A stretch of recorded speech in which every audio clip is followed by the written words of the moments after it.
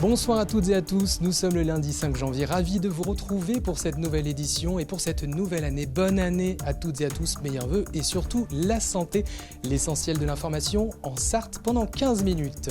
Le festival Nature Environnement fête sa 12e édition et pour en parler ce soir nous recevons Jean-Daniel Noël, coprésident de l'association Grains de Sable et Pommes de Pin. Allez, les titres de ce journal, mobilisation nationale des médecins généralistes et spécialistes est aussi en vigueur en Sarthe. Pourquoi on voit ça dans ce journal? Et puis ça fait désormais 6 jours que des dizaines de familles vivent sans chauffage collectif à la Ferté-Bernard. 98 logements sont concernés.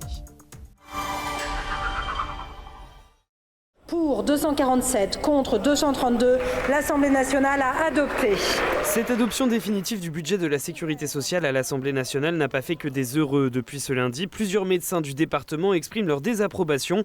Un exemple parmi les mesures ciblées, la durée maximale d'1 mois pour les arrêts de travail. Quelqu'un qui se fait une fracture dont on sait qu'elle ne sera stabilisée qu'au bout de 3 mois, on ne va pas faire un arrêt de 1 mois pour revoir la personne au bout d'1 mois, etc., etc.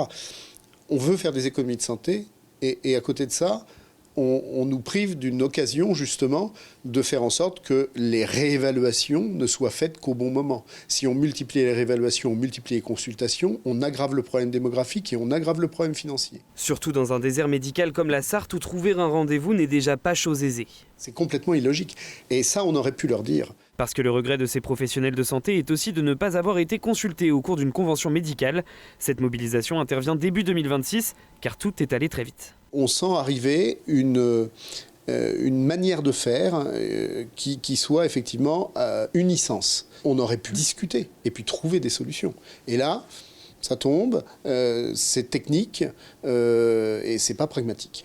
Sur les 1336 généralistes et spécialistes que comptait notre département en 2025, plusieurs, contactés ce lundi, indiquent exercer tout de même, au moins ponctuellement, pour assurer les soins. On soutient le mouvement. Malheureusement, on est en pleine épidémie de grippe. C'est très compliqué d'arrêter à ce moment-là. Les personnes pénalisées ne seraient pas les personnes que nous cherchons à pénaliser, mais seraient les patients. La mobilisation va durer 10 jours. Une grande manifestation est prévue ce samedi à Paris.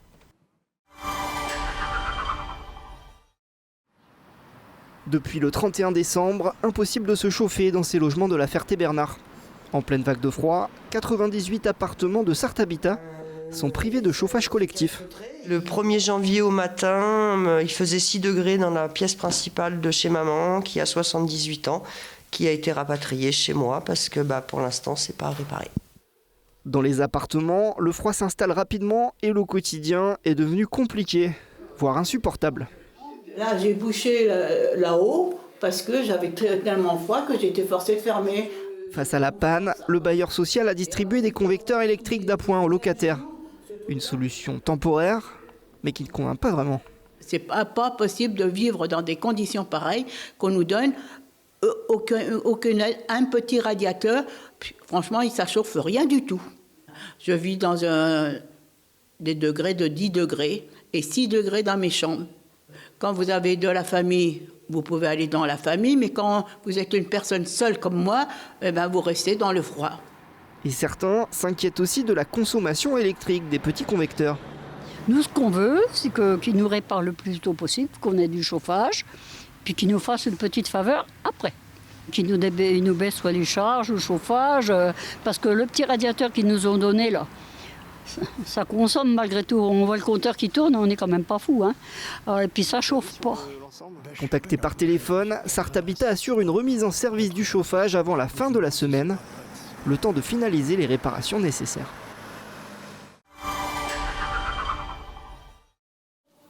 Et cette vague de froid en Sarthe perturbe fortement la vie scolaire et la circulation. Au collège de la Ferté-Bernard, une panne de chauffage contraint 705 élèves à rentrer chez eux ce lundi après-midi. Le département est placé en vigilance orange pour risque de verglas et de neige à partir de 20h ce lundi et jusqu'à mardi 12h. Les transports scolaires y seront suspendus. Le service régional Aléop annonce cette suspension pour le matin et l'après-midi. Et certains poids lourds, notamment les plus de 7,5 tonnes, sont interdits de circuler sur les routes du département. Soyez prudents. Sensibiliser, comprendre et agir pour l'environnement. Le fin janvier, la Sarthe accueille le festival Nature Environnement, un événement porté par l'association Grains de Sable et Pommes de Pin et en partenariat avec France Nature Environnement. Ça se passe à Moncé-en-Belin. Projection, forum, association et animation rythmeront ce rendez-vous ouvert à toutes et à tous.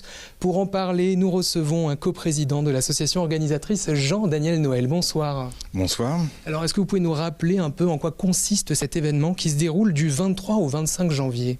Alors, c'est un festival qui se déroule sur 3 jours avec des projections de films, des expositions autour de la nature, un forum associatif avec des associations partenaires qui viennent échanger avec le public.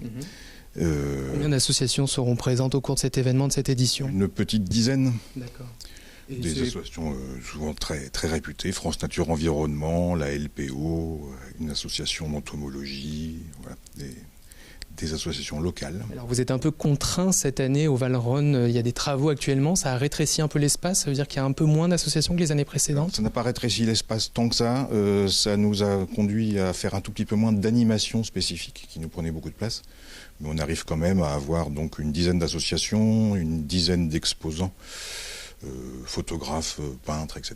Et puis on garde le plein accès à la salle de projection pour nos films et nos débats. Alors justement, Jean-Daniel Noël, vous en parlez, plusieurs projections attendent les festivaliers au cours du week-end, entre autres.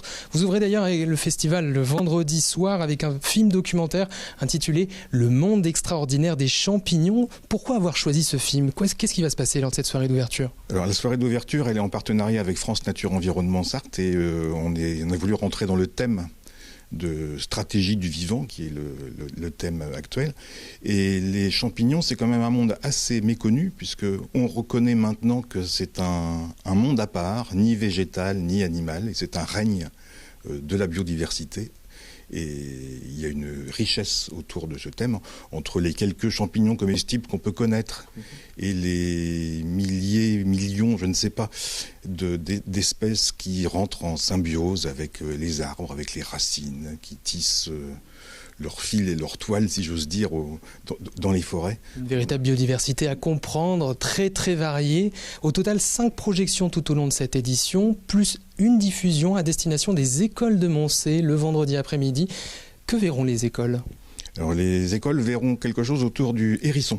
D'accord. Le hérisson qui est un petit animal très sympathique, mais également un peu méconnu, et autour desquels France Nature Environnement fait un certain nombre d'animations. C'est son animal mascotte. Et on organise d'ailleurs avec eux depuis quelque temps la fête du hérisson, en général au mois de septembre, mais ça peut s'étendre sur toute l'année. Et c'est un animal qu'on ne connaît pas parce que c'est quand même un animal nocturne, un animal qu'on voit peu. Quand on le voit pas toujours en très bon état. On le retrouve quand même en Sarthe. Et il y en a beaucoup en Sarthe et les jardins en ont beaucoup. Mais c'est un petit animal qui est un bon signe de la biodiversité et quand la nature se porte bien, que les jardins se portent bien. Alors j'ai une dernière question, Jean-Daniel Noël, car le temps passe, le festival, ce sont aussi des animations avec l'exposition de photos naturalistes par 6 à 7 photographes. Quel est l'objet de cette exposition ? Alors ce sont chaque photographe invité à son stand et il y a des thèmes très variés. Par exemple, on aura une exposition de 2 photographes qui se sont énormément intéressés aux champignons, justement, exceptionnellement cette année.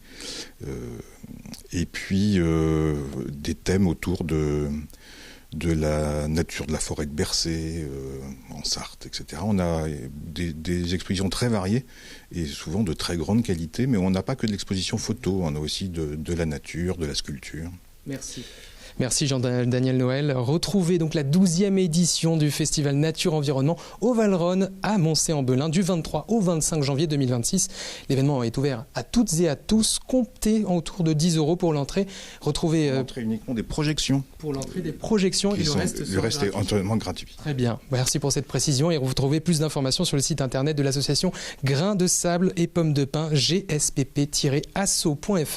Merci Jean-Daniel Noël, coprésident de l'association Grains de Sable et Pommes de Pin d'être venu sur notre plateau. Merci, c'était un plaisir.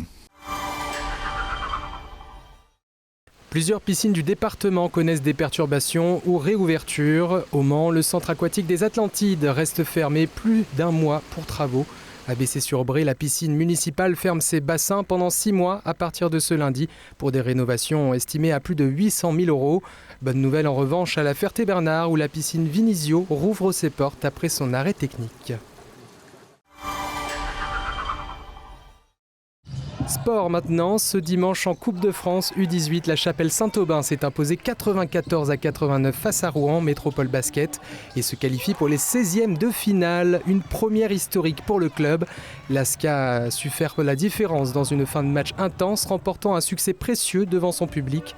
On a recueilli la réaction d'Alexis Démé, l'entraîneur des U18 de l'ASCA. On l'écoute.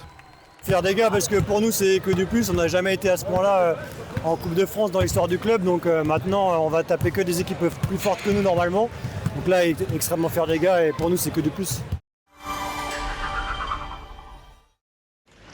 Toujours sport avec la corrida d'Arnage qui a tenu toutes ses promesses le week-end dernier, comptant une affluence record, soit plus de 1800 coureurs pour lancer la saison running dans la Sarthe.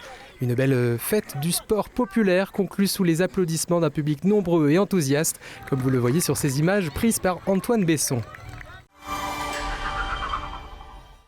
Et pour finir ce journal, on vous fait gagner vos places pour aller vivre la nouvelle édition du Festival Geek Live du 17 au 18 janvier au Centre des Expositions. Le rendez-vous pop culture immanquable où cosplay, jeux vidéo, manga, K-pop et rétro gaming se rencontrent pour un week-end fun et de découverte pour petits et grands. Tentez votre chance en envoyant un mail à jeu@lmtv.fr en indiquant bien votre nom, votre prénom et votre adresse mail. Je vous souhaite une excellente soirée sur LMTV Sarthe. Retrouvez tous nos contenus sur YouTube et sur Instagram. Et tout de suite, ce sont vos émissions sport présentées par Antoine Besson. Bonne soirée.